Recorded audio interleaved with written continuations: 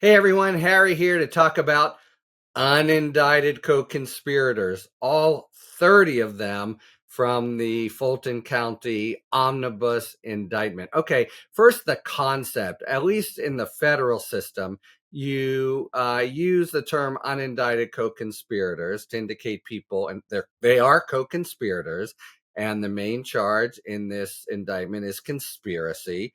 And so they joined the conspiracy. So they could easily have been, in terms of what they did, in the same count one, the RICO count, as everybody else. They joined the conspiracy to violate RICO and essentially to steal the election.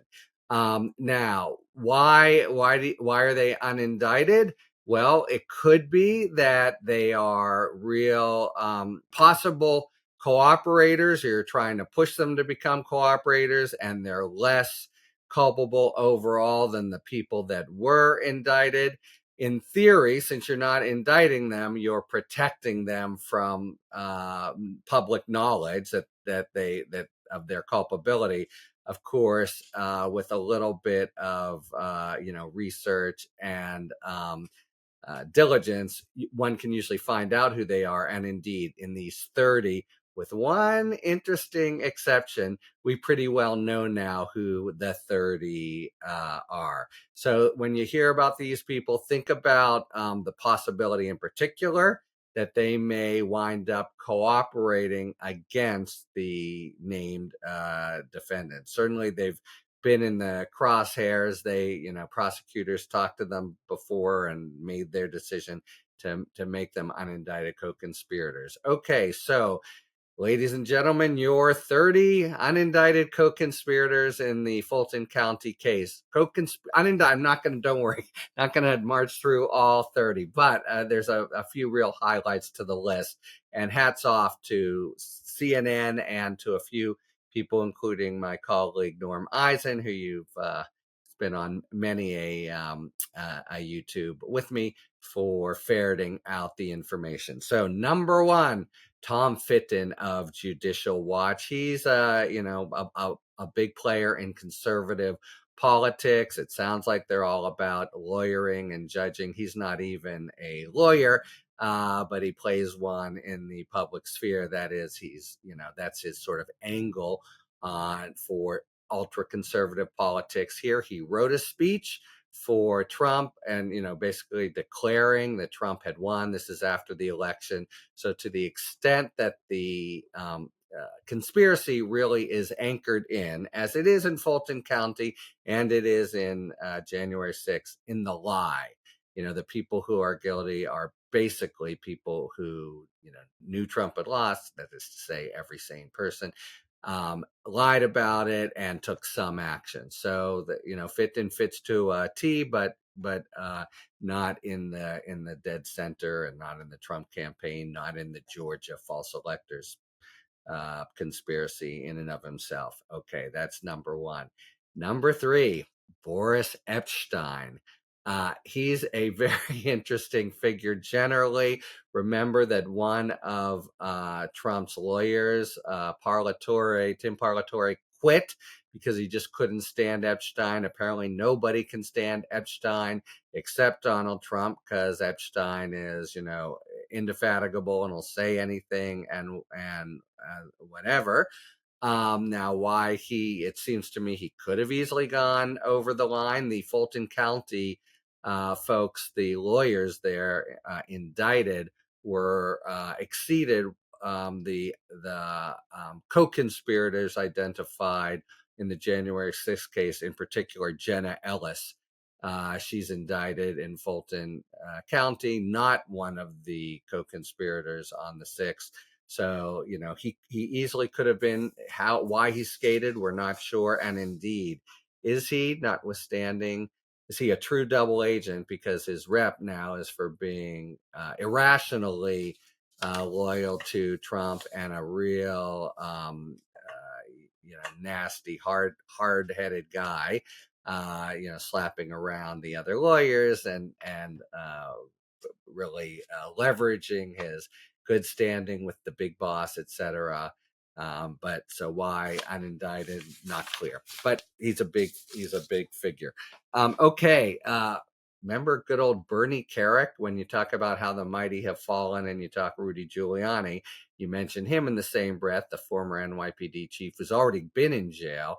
He was connected here. Now, basically, he's the guy who acted as private investigator for Giuliani to try to uncover fraud and uncovered nothing.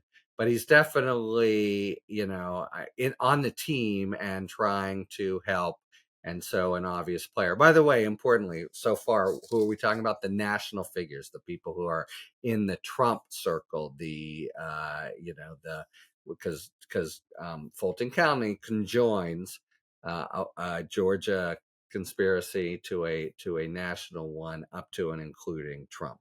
Okay, we have in the federal case some real activity by the election day head of operations. Here, the same thing in Georgia. So co-conspirator number 4 would be a Georgia figure. Most of us wouldn't have heard of him. I had never heard of him, but it's the guy who played that role in Georgia of election day operations, and definitely worked on the false elector scheme, told them to keep it secret. I must ask your complete discretion in the process, that kind of thing. Okay, number 8's interesting. It is Burt Jones, the current Georgia lieutenant governor. He's interesting because Willis is walled off from indicting him. It was found to be a conflict based on some of her campaign activity. And so on the one hand, she wouldn't have been able to name him. But of course, he shows up as being very involved, as he was. Okay, now we have, by far the majority of who's left are all these Georgia electors, lower level figures, many of whom have already come forward, sought and received immunity. So there are 16 electors in Georgia corresponding to electoral votes. And we know that 8 or more are the ones who were more along for the ride than certain leaders have received immunity, and they're going to testify against the leaders. So that's a big chunk. That is left. Then there are 7 or so that are specifically about the whole separate voting machine scandal in Coffee County, the Republican operatives who work in that office, who improperly let the Trump team have access, and the like. That leaves the one teaser, as I told you, that we're not too sure about, unindicted co-conspirator number 20. There are certain people who have been suggested that it might be the most intriguing possibility. Michael Flynn, remember him? He figures in from the very, very beginning, the national security advisor who turns out to have lied to the FBI about the stuff he had told the Russian ambassador before he took office, and who had been this respected military figure and just turned into this MAGA crazy. The reason it's significant is unindicted co-conspirator 20 attends the December 18th, 2020 meeting. That is the apotheosis of crazy in the whole scenario. That's when first the meeting comes about because these the rogue gaggle crackpot lawyers like Sidney Powell and Rudy Giuliani just storm in. Somebody lets them in to the Oval Office. The grown-ups like Pat Cipollone and Pat Philbin are like, holy cow, and run to just be there. Cipollone testifies about this. Mike Lindell, the pillow guy, is there, whom Cipollone has never seen or heard of, and he asks, who are you? And the meeting goes for 6 hours in different venues in the White House, ending up in the Trump residence, after which I believe he sends out the January 6th will be wild. But this is where they're talking about seizing all the voting machines, a presidential order that would be the most sort of breathtakingly lawless banana republic act ever, and was considered too much. And the people in the room, Hirschman, Cipollone, Philbin, were like, just, it almost comes to blows. This is also the meeting where Sidney Powell is proffered by Trump as being a special counsel in charge of the election. It is really, really over the top, crazy stuff.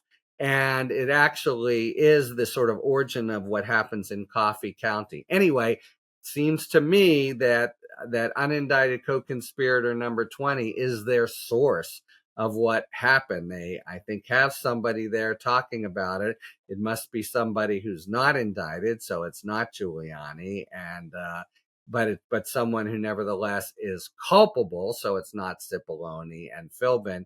To me, Mike Flynn's a real possibility. A couple other names have been bandied about, but whoever it is looks to be the rat, as they would think of it, for this very important piece of the puzzle, namely the December 18th, 2020 meeting. All right, there you have it, your 30 unindicted co-conspirators in Fulton County. We'll learn more about number 20 and learn about all of them, really, but we've pretty well got it figured out. Look for them as real candidates. They're, again, co-conspirators, so they're part of the criminal enterprise. Look for them to be among the early people knocking on Fani Willis's door saying, please, please, can we cooperate? I'll tell you anything you want to know. Talk to you later. Thanks for tuning in. If you enjoyed this video and other Talking Feds content, please take a second to like and subscribe. Talk to you later.